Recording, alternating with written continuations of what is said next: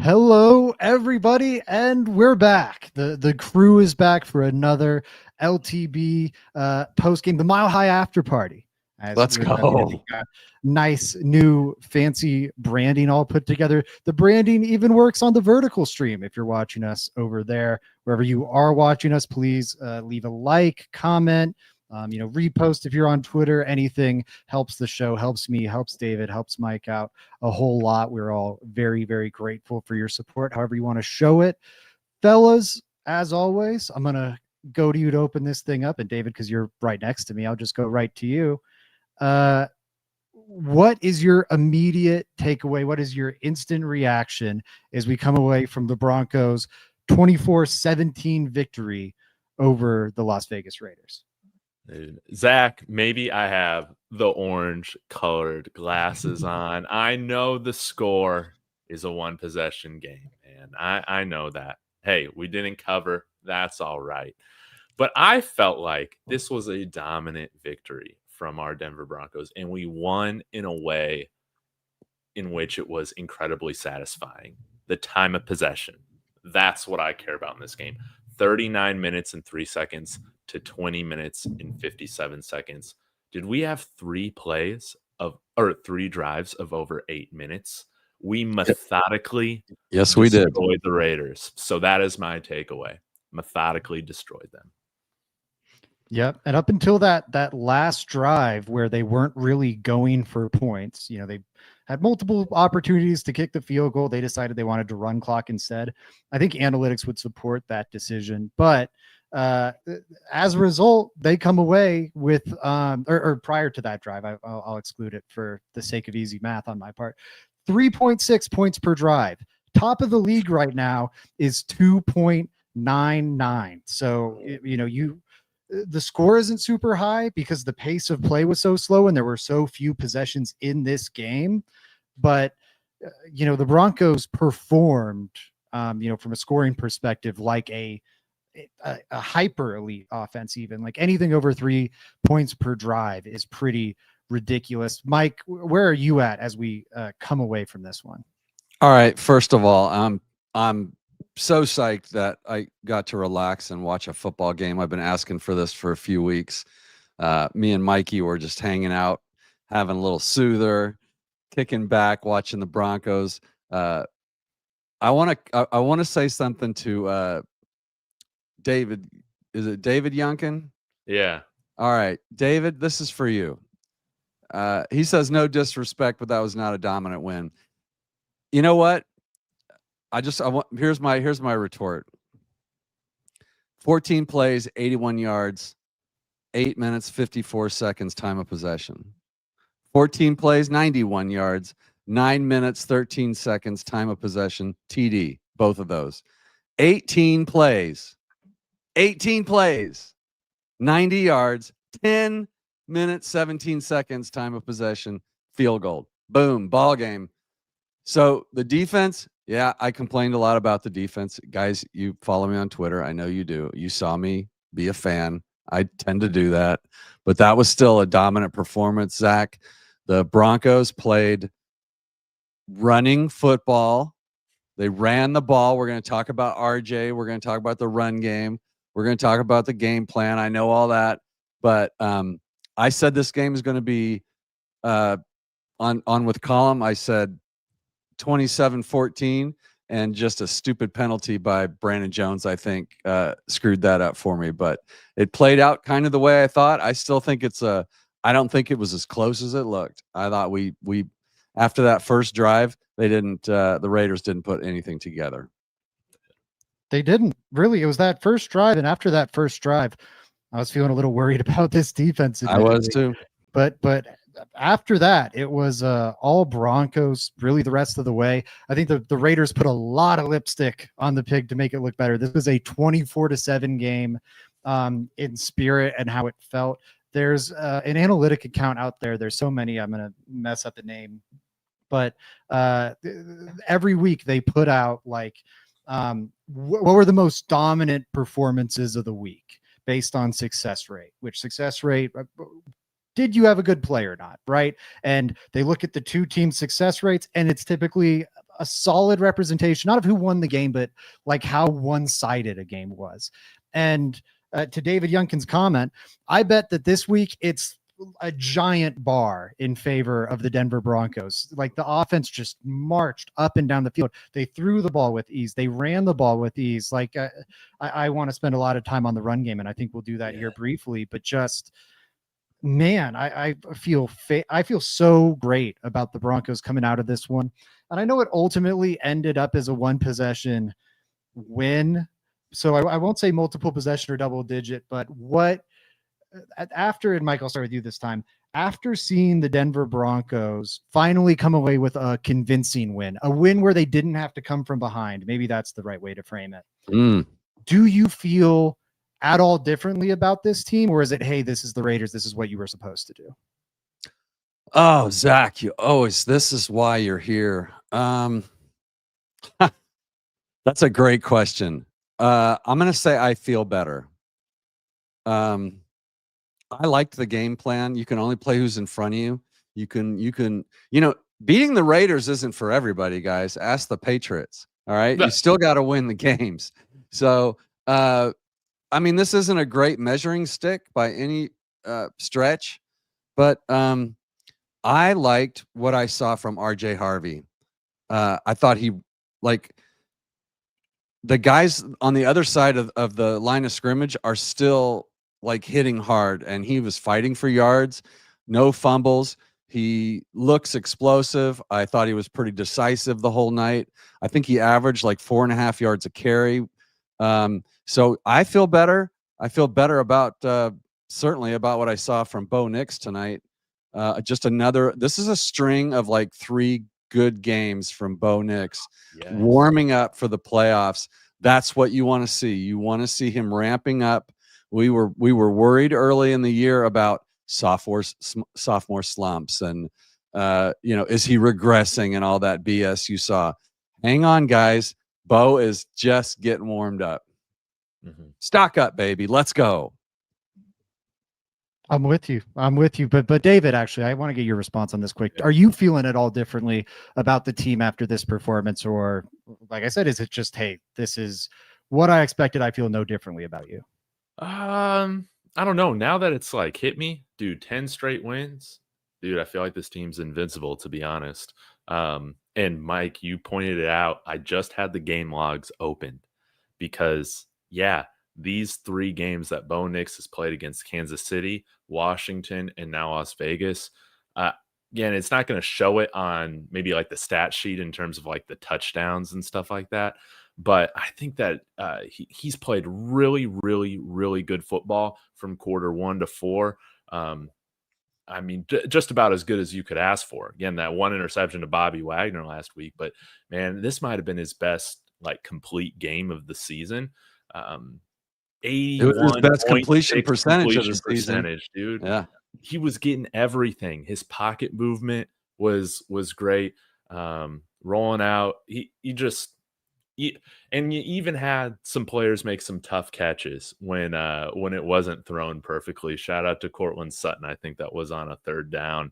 By his knees. Yeah. So it does give me confidence that, hey, we can come out and handle business. That's what we did. I don't care about what the score was. Past that like 2-minute mark, man. We dominated. We were just being good sports. The offense carried the load again, I feel like, in this game. So, Mike? Man, this is I guess the last point on this, Zach, for me would be this team has played up and down to its competition, and it was finally good to see. Yes, we were supposed to win this game. We should win this game by all rights. On the road, regardless, in the division. But this is a game that we should have clearly been the better team, and we didn't play with our food. We didn't have to hold our breath like Washington, that kind of stuff. So in that respect, hey, it's a good sign, right? Like good teams should beat bad teams, and we should beat them by a comfortable margin. And that's exactly what they did. They did exactly what their job was tonight. Yeah, they delivered. And I am happy to see that. It was nice to have a stress-free viewing experience, it's good to see them take care of business and just, I don't know, shut a game down, dominate it. I do feel differently about this team because I do think there's something to be said for just beating up on lesser competition. And that's what this game felt like. Like it's not respected reflected, excuse me, in the final score sheet. But I was very, very impressed with what we saw out of the Broncos today, particularly the offense. Man, I guess, yeah, let's start there. Let's start with the offense in general. And as part of the offense, I got to get into RJ Harvey, who I think had his breakout performance today. But before I get into that, I'll just share, man, the offense was sick. 3.6 points per possession. Like I said, I think that is very meaningful. Like that is, I don't know, not a low level performance or what that is. Absolutely shelling a lesser team like you would want to see. That is a Alabama versus Citadel, maybe not to that extreme, but that type of like that's a great callback though. Bug meets windshield. It's one of those type of. It lived up to its billing, and I am happy to see the Broncos finally do that. We know they can handle these close games. We know they consistently play up to their opponent. That's the more important thing to me. But making it so you're not risking stubbing your toe in these easier games is also going to be huge. Like once you get a game put away, it's good to see. And I also think it's the culmination of something the Broncos have been building towards all season. The reason so many of these games were close, and this was something Joey was really pounding on our Thursday show or Wednesday show, excuse me. The reason these games were so close was the Broncos have a great defense and a low scoring offense. And you like pair those two things, you're going to have a lot of like close games, whether you're winning them or losing them. And the Broncos were coming out on the right end of things. In recent weeks, to what y'all have just been saying about Bo, the offense has started to turn a corner and get more points up on the board. And I think last week probably would have been that first blowout if Kingsbury or multiple possession win, comfortable win, however you want to frame it. If Kingsbury didn't have like the game plan of his life, just shredded Vance Joseph. Now I think we're going to see more of that. The defense we've seen for much of the season, that's a very high end defense going up against, oh, that's weird. Why did that come out that way? Whatever. I was just looking at the vertical graphic, going up against, this Raiders team. I'm really happy to see that, but let's get into the RJ Harvey of it all. Had his best game of his young career.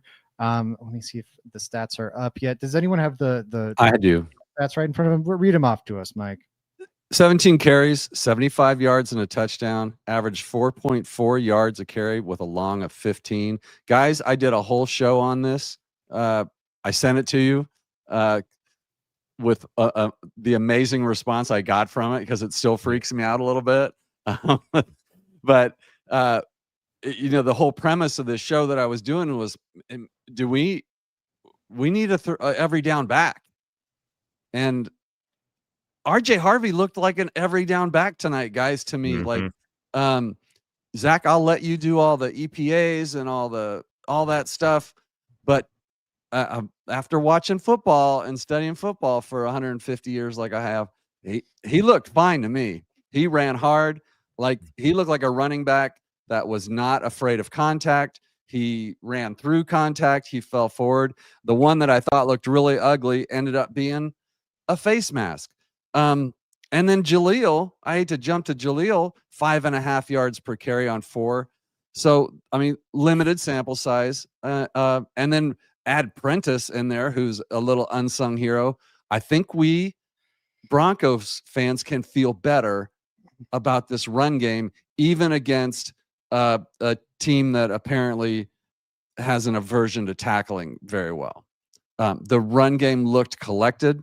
And I think it was Tanner that called it out earlier. I just want to call out Tanner. Thank you for the comment. No cute calls tonight, guys. I hate when Sean gets cute. He could depend on the run tonight, and it worked out by virtue of that first statement I made about those 3 drives. You don't do that passing the ball. You do that by running the ball and running the clock. And this kind of game is winnable every week for the Broncos. God, I'm on a box tonight, guys. I'm on my high horse tonight. As long as they keep getting offensive performances like that or rushing performances like that, the sky really is the limit for this Broncos attack. You know, Bo, he's growing, and we've seen a lot over the last month. Like, I feel really great about what he's shown over the last month, but you do not want to head into the playoffs with your offense entirely resting on Bo Nix's shoulders. And against the Chiefs and against Washington, this offense was entirely on his shoulders, and he delivered. Like, I'm glad he did. I don't want to be in that situation come January. And RJ Harvey today, and to your point, it has to happen against better competition too. But today he looked like a different back. To me, it's not just, the Raiders are bad or whatever. Harvey, his contact balance that was so great in college, and I think even really good that first week against Tennessee, he's been going down with so many like arm tackles this season. And then today, out of nowhere, he was like the hardest guy to tackle. He's a hard tackle. For about 3/4 of the game, he felt like the best player on the Broncos offense, honestly. But David, where are you at with RJ Harvey? Are you feeling as hyped as the two of us here? Yeah, I guess when you ask the question, do we feel different about this team? Yeah, I do, because I'm a lot less nervous, I guess, about the running back situation right now with how we've seen RJ Harvey carry the load in this game. 23 touches is what he had. So he had 75 yards on the ground. He also had 6 catches for 25 yards. So 100 yards from RJ Harvey today. And yeah, some of the crucial plays on third down, breaking tackles, staying upright. It felt like, for the most part, I mean, for a smaller guy, just always falling forward for a lot of these runs. And it wasn't just the outside stuff. He was finding the lanes, in between the tackles. And it was great to see this level of physicality from him. And also, shout out to Jaleel McLaughlin. He trucked some dude. I don't know if I can remember a time that he's done that. That was awesome. So to see both of those guys kind of running with a tenacity that embodies the spirit of J.K. Dobbins, even though he's not on the field, man, it's really great to see.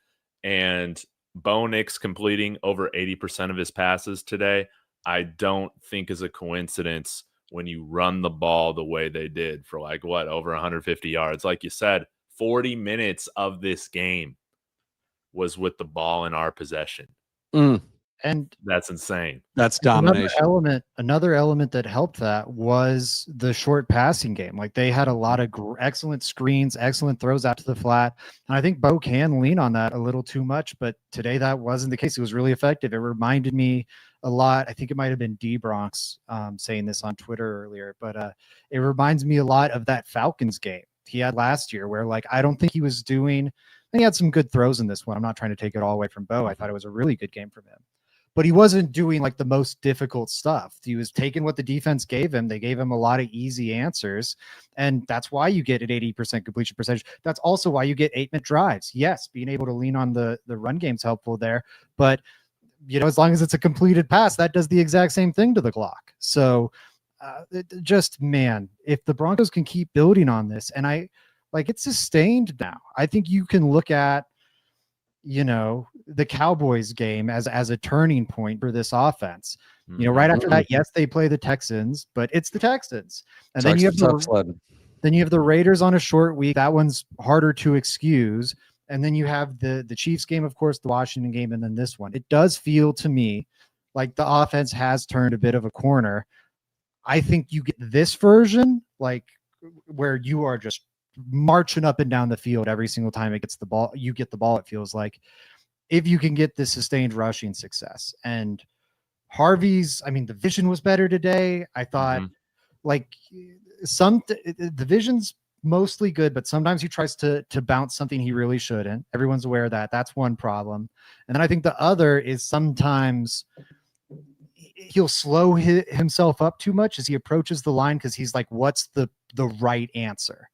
And sometimes it's better to the old coaching adage. I think it's if you're going to be wrong, or if you're going to make a mistake, make it fast. And it'd be better sometimes you just Javonte Williams that thing and charge right into the wrong hole.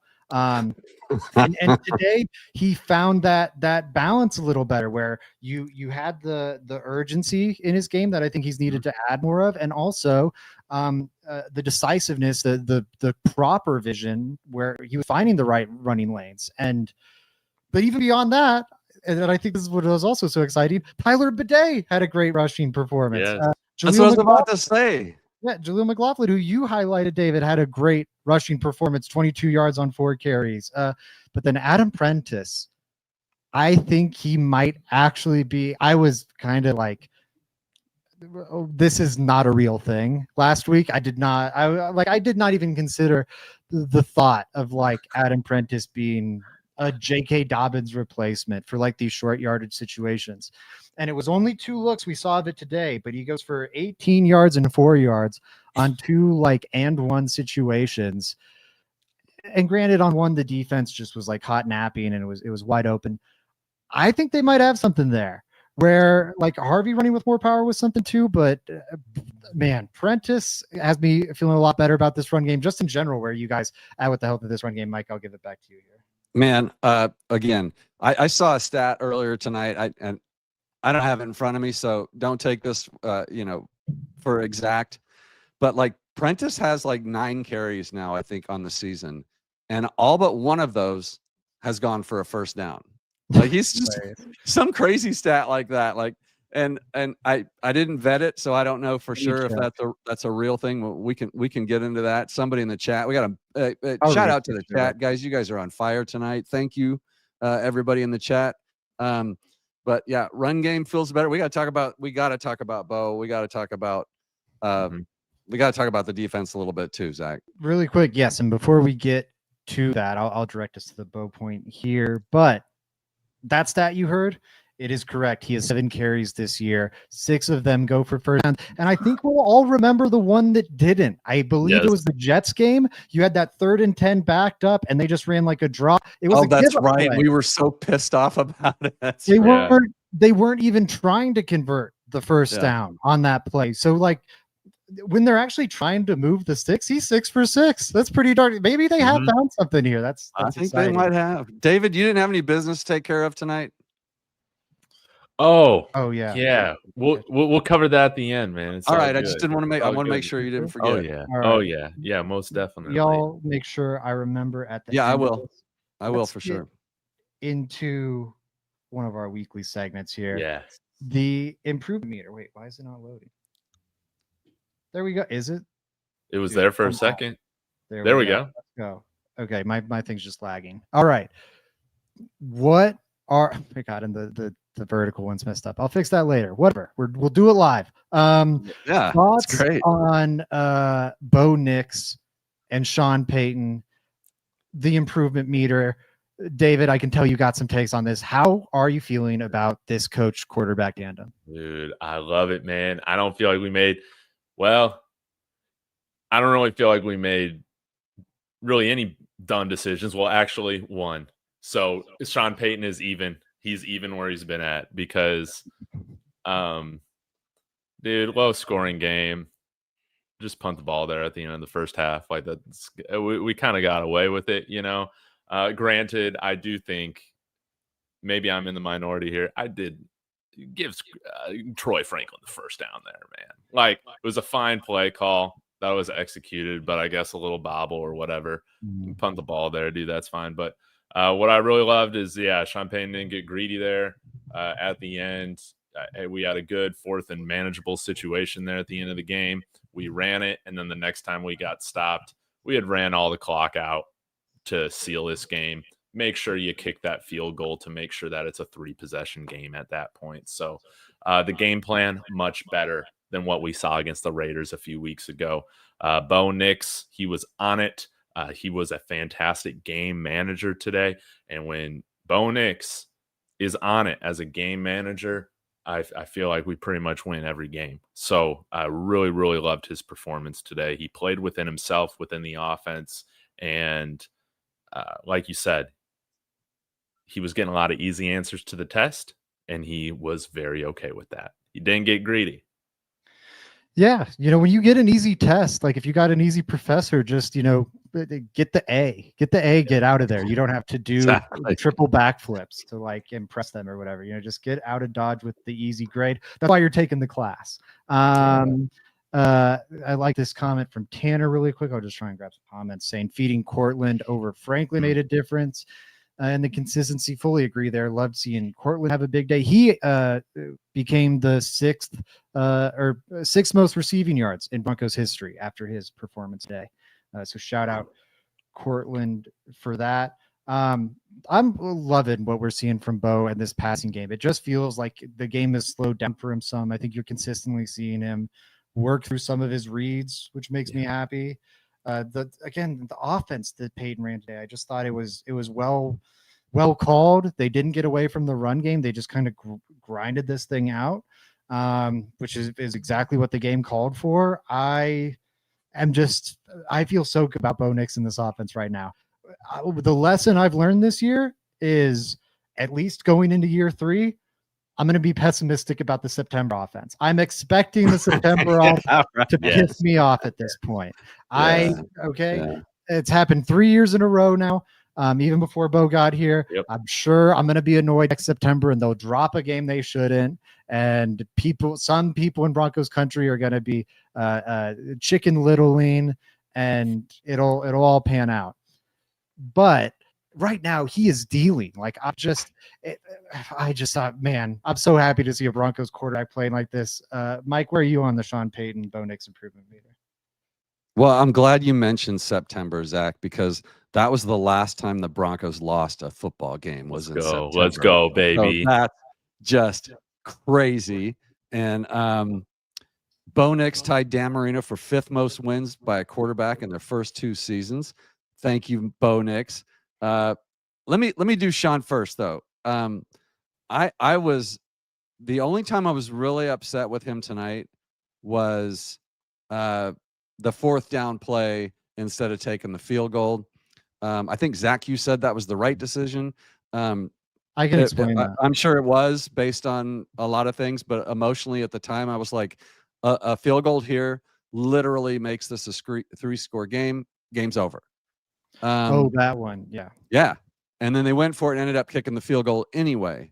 So that would have been my only fault for him. But you also have to treat Sean Payton as the offensive coordinator. And he was dealing tonight. Bo was dealing tonight. 11 different receivers caught a pass from Bo Nix tonight. I think in the first half, he had 10 already. If we had more receivers on the roster, he probably would have had more. He probably threw a pass to everybody that's even eligible to catch one, which is an exaggeration. But stock up a little. I'll give Sean a little bit of on the improvement meter just because of the offensive plan. I thought the game was smooth. I was also pretty angry that it seems like nobody on the Broncos staff has their eyes on the play clock, because Bo certainly doesn't seem to be watching it all the time. Like, can we please just call a timeout in critical moments instead of getting a 5-yard penalty and a delay a game? Like, is there no one that could stand next to Sean and say 3, 2, 1 and have him call a timeout? Bo Nix up, though. Great game. Perhaps one of his best games of the season. Yeah, I fully agree. And I will say on the Peyton decision stuff, because I do think there were some odd things that popped up, at least. The one where they could have made it 3 possessions, I'm with you on. I think the justification there, if I remember right, it's 4th and inches. They're up 14. Field goal obviously makes it 17, and they decided to run clock. Ultimately, they do kick the field goal later on that drive. I think the reasoning there is it's 4th and inches. The odds of us picking up these inches and keeping them, or picking up these inches and then being able to drain 2+ more minutes off the clock is more valuable than the 3 points and the field position. Yeah. And then I think that calculus changed once you had, I think it was like 4th and 1 or 4th and 2. So it was a little longer to convert, and you had then drained 2 minutes off the clock. So now it became even harder. At that point, the difference between a 3-possession game and a 2-possession game was even greater, because now you've got so much less time to work a 3rd possession in there. So I think that was that one. I would have probably leaned field goal there. I don't know what the like analytic decision bots would recommend there, honestly, but I can at least wrap my head around it. End of the first half one, I know there was some questioning of that. That actually made sense to me. That one I didn't wonder about too much. Lutz comes out for the 58-yarder. They take the delay of game. Raiders decline it. They immediately punt. To me, that reads as so. Sometimes you'll trot the punter out, or sorry, you'll trot the punter out. You'll take the intentional delay of game, and then you'll go, hey, we got 5 more yards for our punter to work with. Coaches over like the last decade or so have gotten smart and have started to go, we're not going to give you those 5 yards you want. Why on earth would we do that? You want those yards. We're not going to give you those. So I think Peyton was trying to do some reverse psychology, like, oh, we're trying to kick a field goal here. So if someone's kicking a 58-yarder, those 5 yards to make it a 63-yarder are hugely valuable. So there was no urgency from the Broncos lining up on that field goal. They trotted out late. Like, there's 3. You are aware of needing a timeout there. I just, and he even said as much coming back from the halftime when they like interviewed him on the field. He said it was intentional, and I'm inclined to believe him because it makes sense. The last one I'll talk about, going for it late rather than just taking the field goal to make it a 13-point game. They didn't convert. It was a 10-point game. Raiders drive down, get a field goal. I think in that case, they need 2 scoring drives here anyways. And we can either, punch it up the gut, run out the clock, and just win the game right here because we've been running all over them all game long, or we can kick the field goal, make it a 13-point game, kick it off to them, give them the ball 20 yards closer to our end zone, and it's still a 2-possession game. So at that point, the field goal is not doing a whole lot for you. They're probably going to need the exact same yardage, whether or not you get the field goal or go for it or whatever. Going for it gives you the opportunity of ending the game right then and there. So some things I think you could quibble with, but they were all very defensible to me. I liked what Peyton did in this game. My Peyton knock, and we had Rock Walker bring it up in here. Is that comment not highlighting? God, my system's all laggy. The penalty and procedural issues, like the delay of games that you guys just highlighted, and all the other penalties, like lining up offside, stuff like that should not be happening this far into the season. Is there anything else you guys want to say on the offense before I move us to our next topic here? Yeah, I think we won the draft. Ashton Genty, RJ Harvey, the battle of the 5'8" running backs. I'm calling it. We win. All right, I'm kidding. Zach, before you say anything, I'm half joking. I'm happy we have him at pick 60, by the way. So great value. And then I'll say Pat Bryant, actually, I reminded myself of one last thing I wanted on. Great game by him. Great set of games by him. It seems like he's breaking out over the last month or so. I think they've really found something with him. He moves better than I thought he would at the NFL level. Shiftier, quicker. And then the hands and the physicality, the stuff you knew you were going to get with him. He's fully delivered on the promise there. I think they found something, and credit to Sean Payton. Anything you guys want to add on Pat Bryant? Did you see the move Pat Bryant put on one of his catches? Like, he made 3 pretty difficult catches. This is my 4th week in a row saying these words.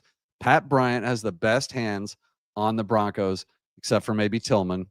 And he is starting now that he's starting to look more and more comfortable out there. He's starting to look more explosive out there. Yes. He looks like a playmaker too. Like, his targets it's always like this many targets equals this many catches. Like, he just rarely doesn't catch the ball.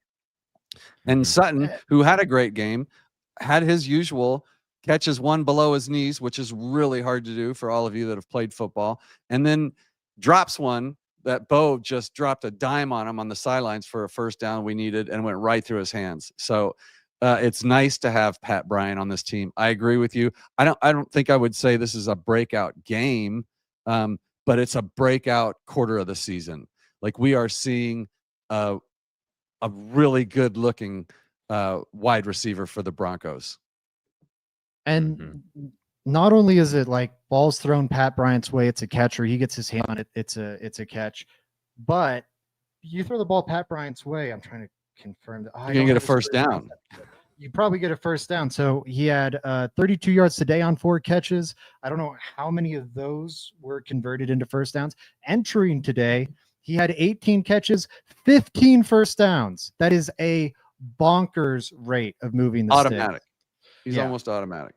He needs to be our number 2 option, man, in the wide receiver core. He's just so dependable. And I think him and Troy both had 4 targets today. But again, just make it the most. Troy had 3. So he was our second target wide receiver today. Troy had 3 catches on 4 targets. Sorry to. Catches, targets might be. Yeah. No, it's all good. Kids say it might be.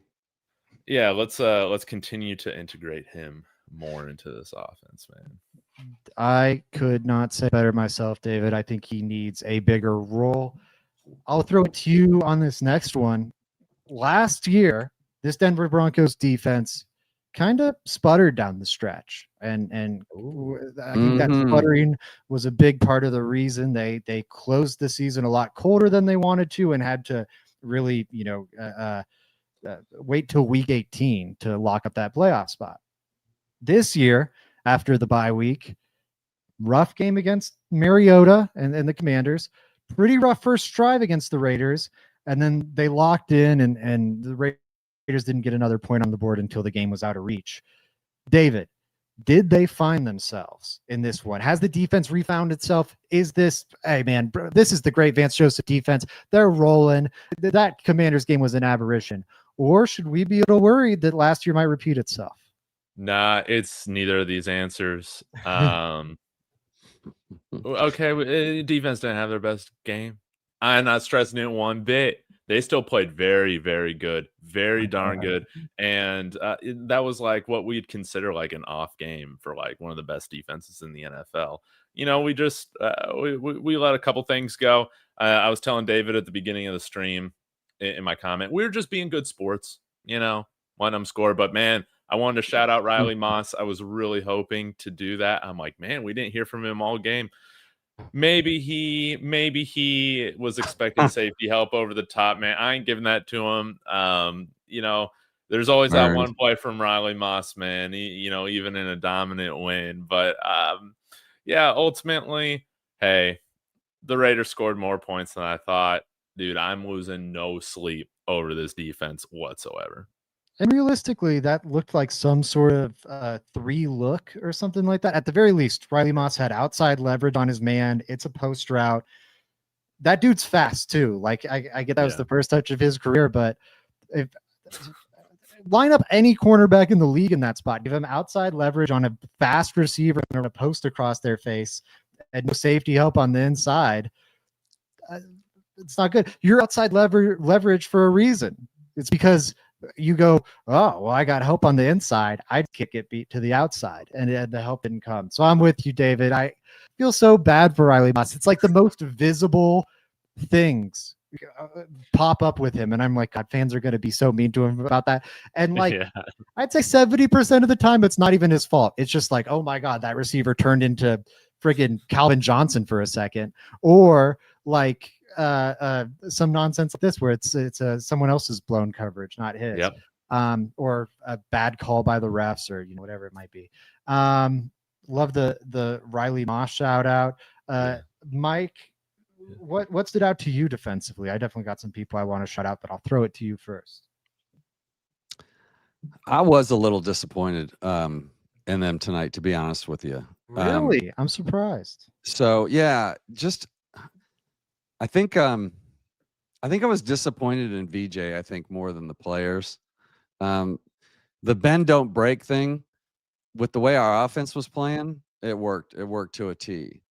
But here's the one thing, Zach. Here it is in a bottom line, and this is just this isn't backed up by anything like a stat or a history, but it feels like every time the Broncos step up their game offensively, the defense falls back. We go down and score, you can almost bet $1,000 that their offense is going to come right back and score. Like we just can't seem to get our foot on the pedal and keep it there sometimes. So that would be my one complaint. But honestly, that's kind of a symptom of playing the bend don't break, which is what we do. We take, that's kind of accurate. So what we hope to do is we get them in 3rd and long and then just go after them and not give up, an 80-yard touchdown. So it's risky. And so if they can play quick game and they can pick up first downs, that kind of style of defense lends itself to teams getting down towards the red zone. And then we just tighten up and maybe they get a field goal. So I actually don't have a big problem with it, but it does seem pretty easy between the 20s sometimes if we're not getting them in 3rd and long. It scares me a little bit that these our inability to get off the field, and Zach, maybe how good the Broncos are. Are we still good at getting off the field on 3rd down? Because for a while there we were, and it doesn't feel like we are now. That's a good question. Yeah, I would agree anecdotally with the point for sure. And the point about the moving the ball between the 20s. It does feel like the Broncos defense is at its worst there, and then at its best in the red zone, of course. But yeah, I gotta say, I was overall pretty happy with the defense. I had a vein popping out of my head, I'm pretty sure, after that first drive, because I felt exactly what you're saying, Mike. Like, oh my God, these last 2 weeks, finally the offense is good, and now we're just gonna get destroyed by Geno Smith and Marcus Mariota. Yeah, exactly. I was legitimately, like, I've been anxious and nervous and maybe even like frustrated during this Broncos season. I don't think I was like legitimately angry at the leverage penalty. This was the first time since like the leverage penalty, and they cruised to a victory. But this was the first time since then that I've been like legitimately angry at something that was happening in the game, because I was just baffled by where did this great defense go. And then I think it showed up the rest of the way. I wish I had the stats right in front of me, but it was something like, after allowing 5 first downs on that first drive, they allowed 5 the rest of the game up until garbage time. And then, the Raiders end up with 17 points in this one. I'm annoyed they scored that much. I wish it was just a 24/7 thing. But I will say the 10 points they scored in the last quarter, don't weigh that heavy on me. It felt to the me essence of garbage time. Yeah. And absolutely. So I feel pretty. I'm optimistic about what we saw today. I think we finally saw. I guess we saw it in the Cowboys game and then maybe in the Bengals game too. But it was another showing of like, okay, the offense came to play and the defense came to play today, and the special teams came to play. And the special teams. Let's talk about the we haven't had to talk about special teams for a while. It's all we talked about for a few weeks. It was our Achilles heel. We had concerns about offense, but we were scared to death of our special teams. And, rizzied. We were getting rizzied. I mean, we were starting to come up with all the sayings to get rid, this kind of stuff. But hey, they're scoring points. They're doing their job. There were a few gaffes, as there always are, but overall, this was a team win, Zach. This is what you want to see heading into the playoffs. I'm seeing, I guess, and just the last point on the defense, I guess I do kind of maybe change my mind a little bit. I think I was just so frustrated after that first drive that it just lingered with me the whole game. So I kind of like that preconceived notion, like, God, we can't stop these guys. But we actually pretty much stopped them the rest of the game until, as my good friend David liked to call it, what is it? What do you trash time or garbage time? Yeah. So, David, we were just playing out there to, finish out the game, man. We were being good sports. That's really just kind of how I see it. Poor Riley Moss, though. Yeah. I just want one week where I don't have to talk about Riley Moss getting burned, but I think that one was safety help. Blew that. Yeah. And Pat Surtain had 2 or 3 pass interference calls against him tonight. So great game from him, though. But it looks like they're laying off. The refs are laying off of one player and just transferring those penalties to another. Yes. Yeah. I'll say shout out to T Fishes for this observation, saying thank LJH for the special teams resurgence. I can't believe this, but I think he's kind of right. I think that's kind of now. I think that might be correlation, not causation. But I would say I think the special teams unit really turned around after they. Yeah, let's go with after they- causation, man. I like that. Little Jordan Mhm. Humphrey being a good luck charm. I'm for that. Imagine if A.T. Perry had been out there. Dude, exactly. Oh my Well, God. he's not letting that one on the sideline go through his hands and hit him in the face like Troy Franklin. Tell Oh you my- that. Yeah, Troy's got Hands are way too big to allow that to happen. But We got a you know, hand. We need to get a hand measurement on Troy Franklin. yeah. But special teams great. Hey, shout out to Crawshaw. One punt today, Again. amazing. Went to the 5-yard line. Thing of beauty.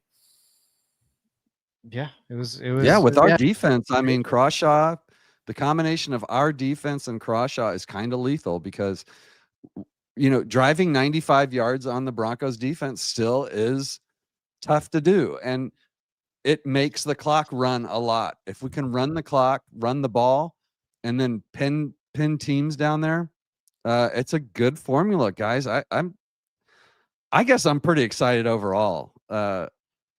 Over everything for this game, especially because I hate the Raiders so damn much. And I have family and friends around me that are Raiders fans, and I can't wait to see them tomorrow. All right. Now is when I ask you guys, did I miss anything before we get to our stars of the game? One thing I know personally that I missed and I want to throw out there, the Broncos are on a 10-game winning streak that is tied for the third long. Actually, I think it's on its own. It's either tied or on its own as the third longest streak in team history. And that's whether you look at it by regular season only, which I think is a little less impressive because if you lose in the playoffs, that doesn't count against your win streak and you can pick it up the next season. Like the Broncos have a 17-game.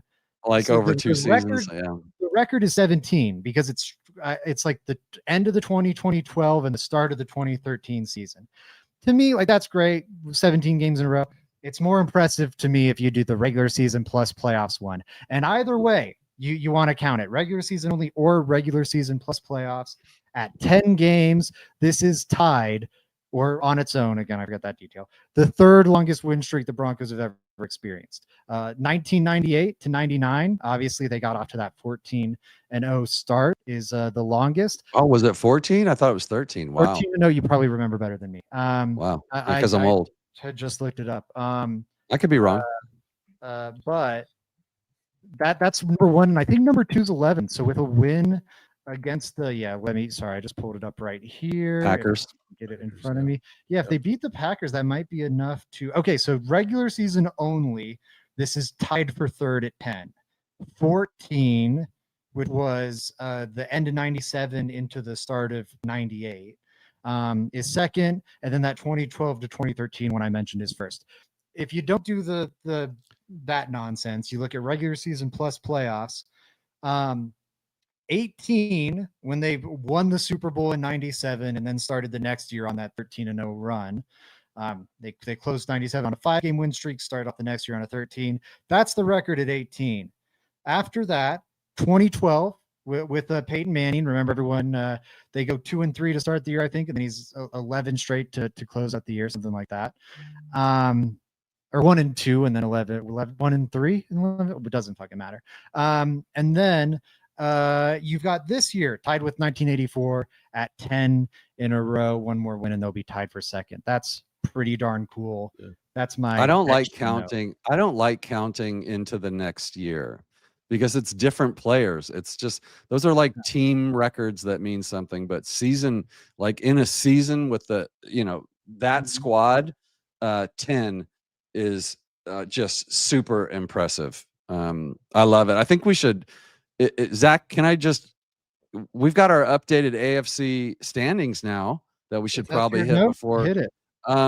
Broncos are the number 1 seed in the AFC. We've got that back right where we belong. We had 99% playoff possibility. It's basically 100% now, and we own every tiebreak against the number 2 Patriots now. By virtue of beating the Raiders today, we now beat them because of common opponents, if that's the right word. Jags beat up on the Colts today. And of course, tragic. Everybody saw that with Daniel Jones. So the Jags are in the driver's seat there. Steelers is the other division or winner. And then the Bills came back and won. So they're still at 5, Chargers 6, Colts hanging on at 7, but Texans, I think, are going to overtake that. So go Texans tonight. But there's your new latest AFC playoff standings, guys. Broncos are the best. Boom. It's pretty awesome. Yeah, looking at the playoff picture right now, you got Broncos 1, yeah, Patriots. And really, it's a 2-team race for the 1 seed now. It looks like the Jags have an outside chance, but really it's Broncos Patriots. So everyone in Broncos country should be a big Patriots hater the rest of the way this regular season. Yeah. David, any closing notes you want to hit before we get to our stars of the game? No. Can I get to our stars of the game? Yeah, let's start us off. Who's your David's got to get out of here. He's like, let's go. Oh shoot, do you? My bad, David. Don't stress. I didn't know that. Who's your star of the game? I didn't know we had a time.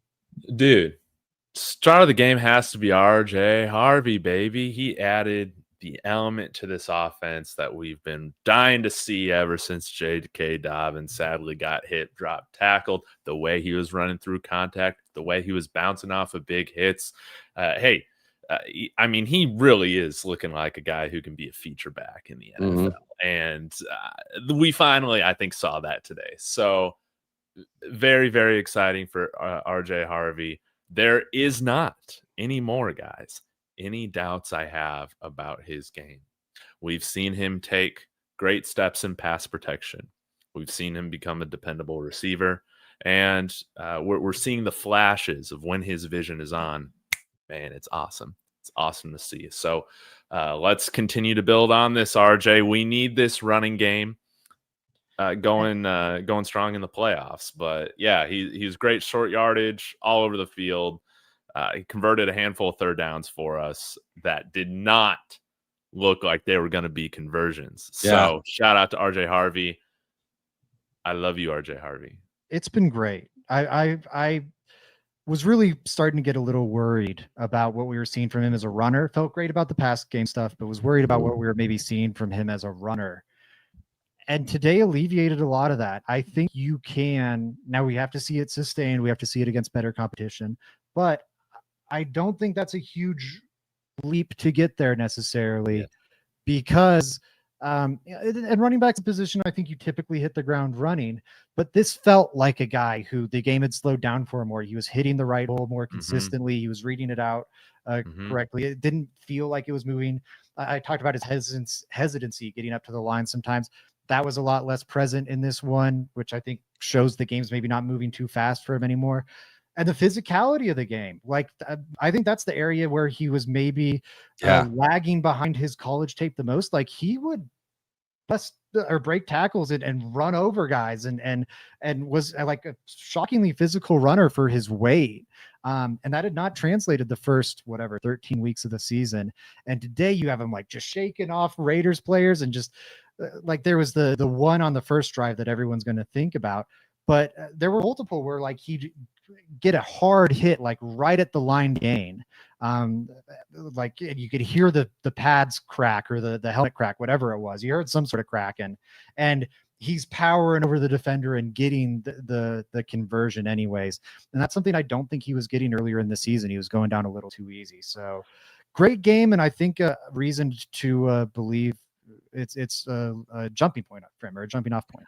Yeah, he really today gave me DeAndre Swift vibes, man. Like he really did. I know that they're around like similarly kind of built, but yeah, like his tough running was very DeAndre Swift-esque. I'm with it. Mike, anything you want to give us on RJ Harvey, and then why don't you tell us your star of the game? Yeah, I mean, David hit it all on the head. You both did. I mean, right from the get-go with that crappy little play that was looked like it was going to lose 5 yards that RJ turned into a first down. From then on, you're right. It was like he was moving the pile. So no, I love that pick. He was mine. I'll have to go with my number 2. Oh. Ooh, and who is that, Mike? It's Bo Nix. Yes. It's Bo. It has to be. And honestly, RJ was just going to be mine because I thought for sure David was going to take Bo. But they're both deserving. Bo Nix, 81.6 completion percentage, the highest of his career ever. He was slinging it. When Bo starts slinging it, man, I don't worry about where the ball's going when he throws it. Like, I just feel like I didn't see one ball thrown right to a defender tonight that they didn't catch. Like, he threw into some tight windows. He played a great ball game. He took 3 sacks, but honestly, 2 of those sacks were quote. Can anybody see my quotes? Smart sacks. Like, Yeah. this was, protect the ball. And he's never lost to the Las Vegas Raiders. So just for that alone, he's never lost to the Raiders. He gets my MVP vote, game ball, whatever we're calling it, my shiny star. We don't win the game without him. We win the game with him. I love it. What do you think about Bo? I know we already talked about it some, Dave, but anything you want to add on Bo here? Franchise quarterback, baby. Franchise Another baby. game in the books looking like a franchise quarterback. Are we ready for that? Is he our franchise quarterback, guys? I need to get to the end of this year before I'm declaring anything. I feel better and better about that evaluation, though. I'll say the fact that he has turned it around in the second half of this season. I think I've always thought, or not always, but I guess since midway of last year or something, I've thought that he's got the right stuff, right makeup to continue to learn. Like, he's got the necessary tools and traits and ability, and I think he's got the necessary mental components to continue to improve, because Drew Lock's a great athlete, but he could never improve. He's the same dude now that he was as a freshman in Missouri, and probably as he was as a high schooler, frankly. Bo Nix has constantly improved throughout his collegiate career, and now throughout his NFL career. Needs to figure out the slow starts, but I wanted the footwork. Like, there's a lot of things he needs to, and I mean slow starts to the season. We've only seen 2. Oh, okay. I was going to say, I think he's figured out the slow start stuff. Yeah. No, they're starting a lot harder. I want to see him just start the season rolling next time, and that'll alleviate another big hunk of anxiety. He needs to keep growing and improving, but it's trending towards franchise quarterback right now. Like, he's looking like the dude. I'm really, really happy with what we're seeing, but I wasn't going to throw in the towel when he struggled for the first half of the season. So I'll continue to sit on the fence and ask for a little more. Yeah. You're not going to crown him yet. You're not going to throw in the towel either. And I apologize, Zach. It's not, you missed last week. So I was driving. Now I'm like, I got to hand the keys over and quit asking the questions. It's not my job. No, I got the easy job tonight. I'm just watching this chat being on fire over here. It's awesome. Let's go. Yeah. Shout out to everyone in the chat. They're blowing it up. And I was going to say something. But yeah, feeling good about Bo overall. And I will say, I'm on the fence. I really think he'll get there. I think now it's just a question of when. And then hopefully what we're seeing right now, this latest Turner, he's corner he's turned, excuse me, is a big one. And this is him taking that leap towards franchise quarterback. My star Who's of the yours? Game, yeah, my star of the game, Nick Bonito. Yeah. What was that? Nick Bonito had a slow start to things this year, or not a slow start, a slow last few weeks. Teams have been shifting a lot of their protections towards him. He was on pace. Everyone's paying attention to Myles Garrett through 7 weeks or whatever. It was Nick Bonito who was on pace to break the NFL sack record. Obviously, that's no longer the case, but still having a great year. Broke his sack drought this week as he got 2 sacks. I'm trying to see how many games he went without a sack. Had the sack last week against Jaden Daniels, and then so he had 2.5 total over his last 6 games entering this one, which that's nothing to laugh at, but wasn't the crazy hot pace he had started the season out on. gets another multi-sack performance here against the Raiders. That gets him up to 12.5 in a season. That's a 25 or 26, excuse me, over a 2-season span. It's got to be up there with Von Miller and like the very best pass rushers in Broncos history in terms of like most production over 2 years. I would have given it to RJ first. I would have given it to Bo second. You guys took the right top 2 picks. So I'll go Nick Bonito third. Any thoughts on Nick Bonito before we get out of here, David? No, man. He's amazing. I love him. I love all the Broncos. They're all good. Yeah, man. Shout out Zach for taking the leftovers on that one, because the two MVPs of the game were so obvious. So appreciate you taking one for us. But yeah, Nick Bonito definitely deserving. Good game. And I guess the one thing that stood out to me was how the Raiders their game plan revolved around not letting our pass rushers affect the game. They tried to copy Mariota and that game plan with the quick pass and the run and just they really weren't taking very many shots because they didn't want to hold the ball. I mean, earlier in the game, even the TV guys were smart enough to put a stat up there where he was getting rid of the ball in like 2.5 seconds, 2.12 seconds or whatever it was. So shout out Bonito and Zach. I thought Zach Allen had another really strong game, and Roach had a strong game. No DJ Jones tonight, so shout out to the D line. I mean, it looked like they were going to run the ball over. So they only averaged 3 yards a carry tonight. So they actually tightened up when they needed to. Good stuff. David, why don't you get us out of here with your message, and then we'll tell everybody where to follow you. Dude, you guys are the best, guys. I love Broncos country. I love you all so much. You guys are what makes this fun. Hey, shout out really quick, Kalshi, baby. Kalshi, hey, the refs screwed us on us covering the spread, but that's okay. We can go get it next week against Green Bay. Use that code DTB. Get a $10 bonus when you deposit $10, okay? Kalshi is the #1 place to trade for sports and on random stuff like the weather and gold, if you care about that. Kalshi, love you guys. David Talks Broncos, YouTube, David Talks Sports, Instagram, YouTube, Twitter. Please follow me, but more importantly, follow my friends, guys. They're putting out great Broncos content. Thank you very much, David.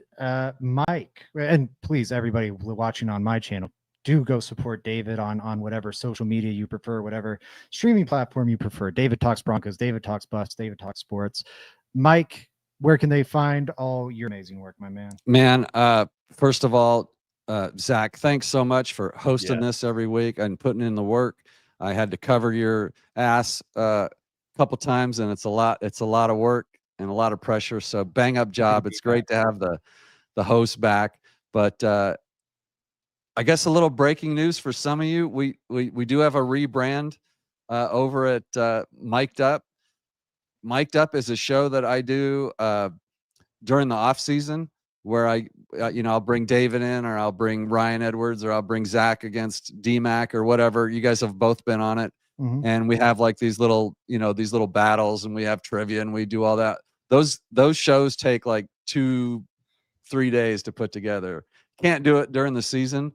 And so it turned out that Mic'd Up is just like a certain type of episode.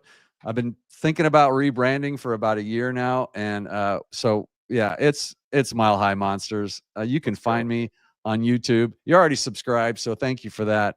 But at Mile High Monster, Denver Broncos, it'll pop right up there for you. Appreciate you to come over. Like the channel. These guys are on all the time anyway. So we'd love to have you on all of our channels. And then, of course, on Twitter. Hey, I just broke 1,500 on Twitter. And I'm right at 1,500 on YouTube. It's a competition with myself. So I love it. And just shout out to both of my guys, Zach and Dave, for another undefeated episode of the Mile High after party, baby. Let's go. They don't lose with us. They don't. They haven't. The first episode of the three of us lines up with the win streak. So shout out to us. We'll take all the credit. Absolutely. We'll be back here with Altitude Adjustment Tuesday night. Let's Talk Broncos will return on Wednesday night. I believe we'll have a full crew. So me, Joey, and Bree. Everyone, support Mike, Mile High Monsters, support David. Again, really appreciate that. And please support us at letstalkbroncos.com. Or our YouTube channel, everywhere. Man, my schedule's been a mess over the last month or two. Should have an article coming back out in this week for people that have been getting on me about that. Working on a pretty in-depth free agency preview, Broncos free agency preview. Oh, nice. Good. About the 22 free agents the Broncos have. Not who they should sign. That will come once we know who the actual free agents are. But we know the 22 free agents the Broncos have on roster. I'm going nittier, grittier than anyone else out there on the free agent outlook. So stay tuned for that. Until Love next it. time, everybody, though, let's go Broncos. It's time for a playoff push. Let's go, Broncos. First Think place, big. baby.